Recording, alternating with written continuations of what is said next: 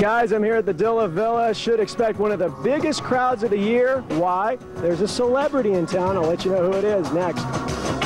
Okay. Last night, the Dilla's got a pitching performance from starter Mike Leach that was so good. How good was it? I had to do it. Sorry, had to do it. It was so good that Amarillo needed only 3 runs to top Alexandria, 3-2. Leach almost went the distance for the win. Could the pitching hold up again tonight? Dilla's Aces, not televised. I'm holding $50. Sure, I'd like to be holding more, but with this $50, I could buy a pair of pants, go out to dinner, or even do some grocery shopping. So you see, $50 goes a long way, even by today's standards. But if I was alive in the 1940s and holding the same $50, I could have purchased an area of land that would eventually become a ski area. A ski area that would become not just any legend, but the legend. That's what a forestry professor from Pennsylvania named Max Durkham did, and from that purchase, a legend was born. The legend that is Arapahoe Basin, and it's a part of Summit history. One definition of the word balance, according to Webster's dictionary, means to have a harmonious proportion of elements in a design. Balance is what the White River National Forest claims to have achieved in their revised management plan. But while they had hoped to achieve harmony, many are singing off-key. Overall general feeling is disappointment. The White River Forest Management Plan is meant to be a guide for basically everything that happens in the 2.3 million acre national forest. Well, the most important part for folks to understand about a forest plan is it's a general management plan for the direction that we'll take the forest over the next 15 or possibly longer years. The forest's last plan was adopted in 1984, but federal law requires that national forest plans be updated. In 1999, White River released their proposed revised forest plan, and with it, 6 alternatives. After analysis and public input, White River has adopted what's simply known as Alternative K. Alternative K, which has been chosen to be the final forest plan, was chosen because it was our attempt at accomplishing the goals of our forest plan while trying to accommodate as many of the public comments as we possibly could. Forest officials believe they did in fact strike a balance after reviewing over 14,000 public comments.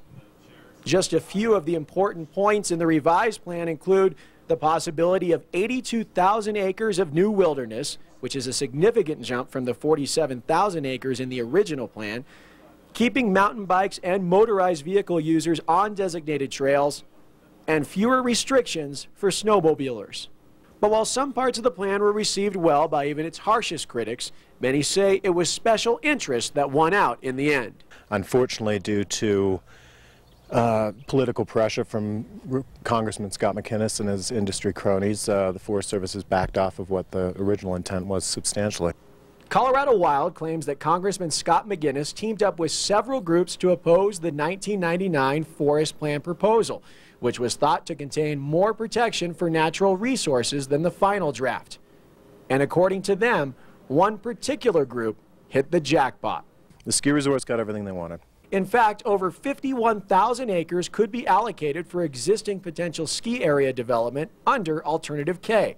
A waste of land, say its critics. Over the last 15 years, the skier numbers have increased by all of 28%. In the meantime, skiable terrain has increased 150%. But forest officials have a different opinion. There's a large increase in skier numbers in Summit County, far more so than in other parts of the United States and in other parts of Colorado.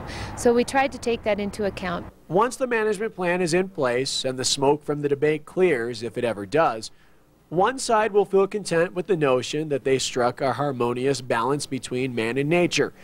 The other will question White River's definition of the word balance. If you think that using public land as a high-altitude equivalent of a golf course is a good idea to, aid and abet development, is a great idea.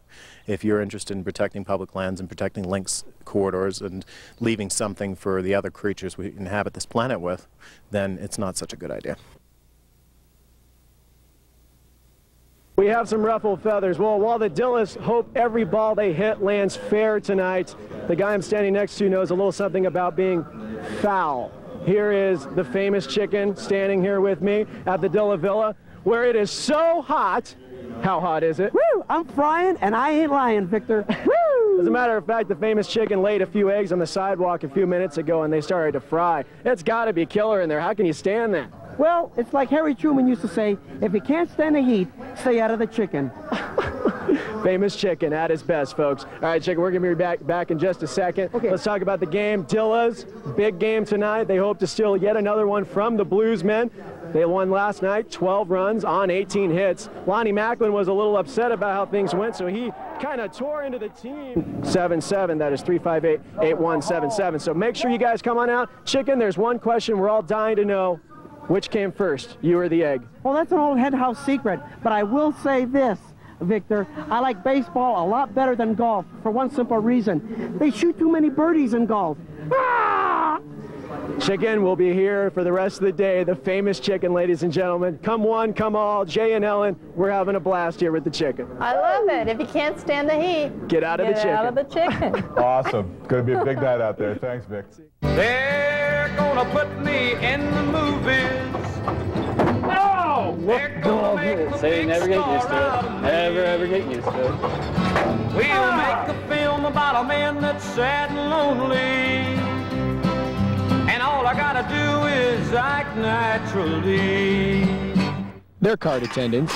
They pick up range balls and, of course, move carts.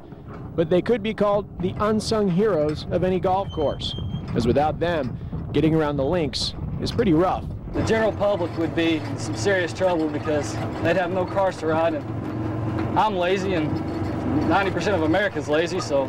Do you think golfers intentionally aim at you? Oh, I know they intentionally aim at you. It's actually probably pretty good for them, you know, hitting a moving target and all. It's pretty impressive that they can do it. We have fun with it too. We get to dodge them. We get to, make them mad by just maybe stopping the cart, letting the ball fly by or something, But you'll never be hurt. No. Well, Brad kind of got hurt one time. Yeah, Brad will tell me that story. Yeah. I turned to miss the ball. They hit me right square in the rib cage. And the funny part about it is, I get hit and I'm down here almost in the floorboard crying. It hurt so bad. And he's still hitting balls at the cart, and it's banging off the cart, so I had to finally go up there in time to stop hitting me. We got Cody Scott here. Looks like a, maybe a punch 7-iron or something coming right at us. I'll give you this message at home. You might think it's fun to hit at us, but you get in here one time and try it, and you will never do it again, I'll tell you that. Staying out of harm's way, Vic Vela, NBC4 Sports.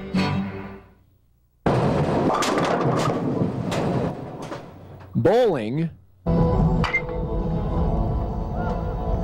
baseball, and bunnies. Quite the odd threesome, I know.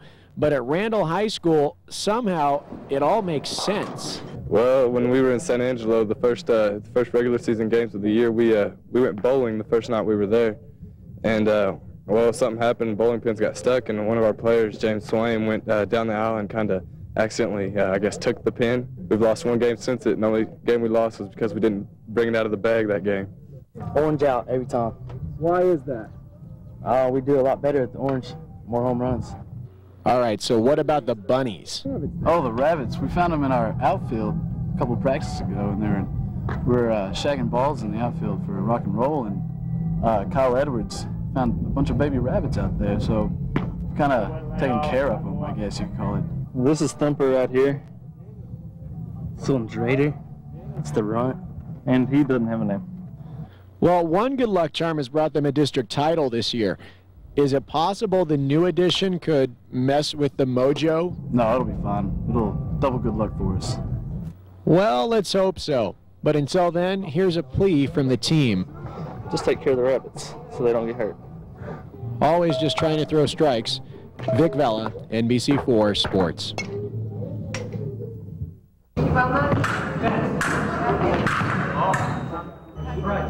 It's called fencing. We've all heard of it, but what the heck is it exactly? It's one of the few sports in the world that you spend $1,000 to take a little piece of metal and travel 1,000 miles to go try to stick people with them. But seriously, folks. It's kind of a silly sport in many ways, but it's a sport that we really enjoy and have a lot of fun practicing. And it doesn't matter how old you are either. The guy who won Amarillo College's first ever tourney over the weekend is a young adult. You know, I feel really happy for you and everything, man, but honestly, I had money on the other guy. Yeah, so did I, actually. And then there's fencers like Thomas, who is all of 10 years old. Why do you do it? Because it's sort of fun and it sort of gets your anger out. Now, although I had never fenced before, I figured even I could take down a 10-year-old. I warn you, you're going to run for your life. Chuck, I'm going up against the little Thomas. How do you think I'm going to do? I think you're going to lose. Talk is cheap. So I donned the proper equipment. You hold it like a pistol, okay? Okay, how's that feel? Feels good. I like it. All right. Made a guarantee. I'm going to kill this kid. And I fenced.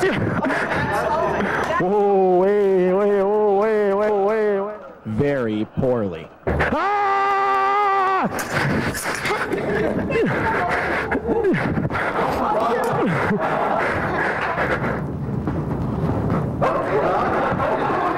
Well, Thomas beat me, and in the end, I only had one thing to say. Keeping my day job, Vic Vela, NBC4 Sports.